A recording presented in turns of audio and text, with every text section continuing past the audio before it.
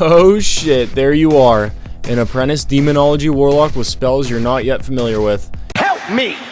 Help me! And the healer who's supposed to be healing you suddenly gets crowd controlled. What do? You've just lost all healing on you for the duration of the crowd control. Well, first of all, you port. You port and you line the warrior's charge in this scenario. When the warrior looks like he's about to catch back up to you, make sure that when he does, you're in line of your healer, okay? So the second that he's out of crowd control, he's right back to healing you. Congratulations, you've successfully survived an enemy go in arena as a demonology warlock. In this video, I'm going to dump all my positioning secrets to help you improve.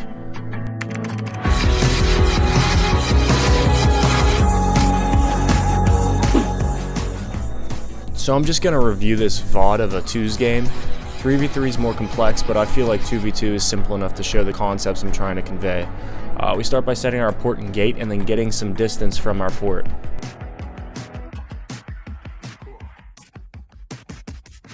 Right here, my healer gets CC'd.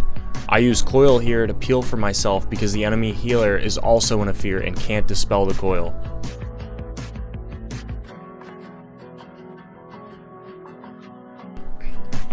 So here comes their longest CC chain. I need to use my mobility to live this. I still have port and 2 gate charges, so now's a good time to use them.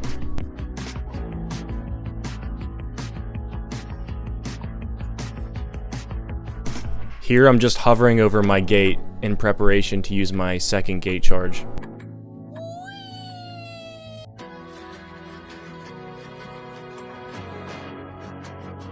Not really a positioning thing here, but I noticed my healer in-cap their healer. He wants to use Song of Chi afterwards to CC their healer. I stun the feral so he can't stop it. Also notice over time I'm slowly getting 40 yards away from my port again so that I get value from it when I need it.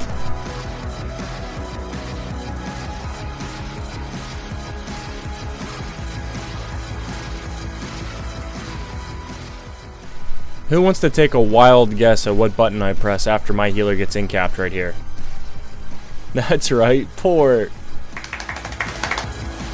So right here, you'll notice I have no mobility to get away from this guy, so I realize I'm kind of screwed and my healer's still in a lot of CC, so I just send the wall.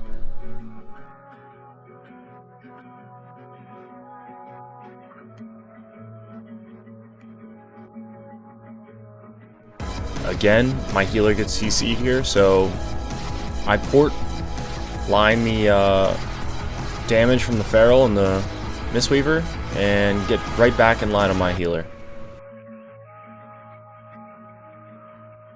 Right here, my healer gets CC'd for a long time. I'm actually amazed I managed to live this, but here I port once the stun is over, then I gate.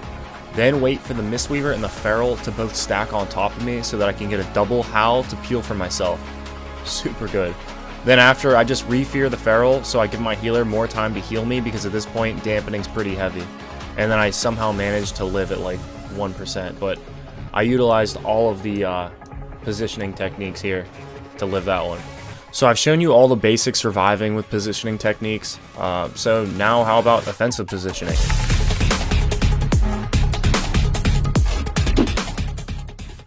Here I'm going to show you an offensive way of manipulating positioning in order to allow your teammate to land CC on the enemy healer or to drag the enemy DPS into bad spots.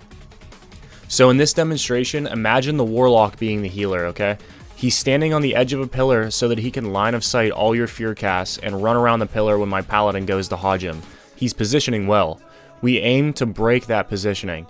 By dragging his warrior over 40 yards away from the pillar he's currently relying on, it forces him out into the open to chase in order to heal his warrior.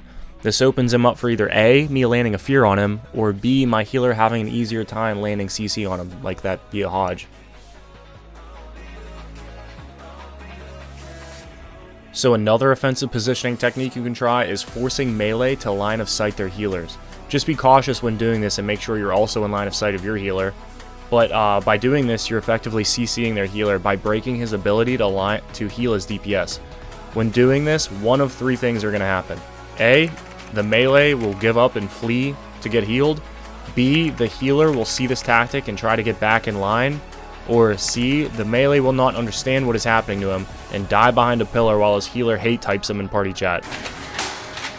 This freeze frame shows exactly what I mean. I'm in line of sight of my healer and being healed, nice and healthy. The warrior and his healer has had his stream of healing severed by the pillar. If I can maintain that for as long as I can, the healer could eventually fall behind and I can secure a kill. Just remember though, at any moment my healer could be CC'd and my mindset would instantly shift from offensive positioning back to defensive positioning. So yeah, that's a few tips and tricks on positioning as Warlock. Positioning is extremely important as Warlock. Hopefully some of this helped. I have more info I'm going to share, and a lot of it will be on my Season 1 Midnight Guide. I'll have everything from positioning to damage rotation to build and talents to gearing to you name it. Make sure you like and subscribe for when that drops, and share this video with your friends that are looking up to pick up a caster in PvP. Let me know how I can improve future guides in the comments as well.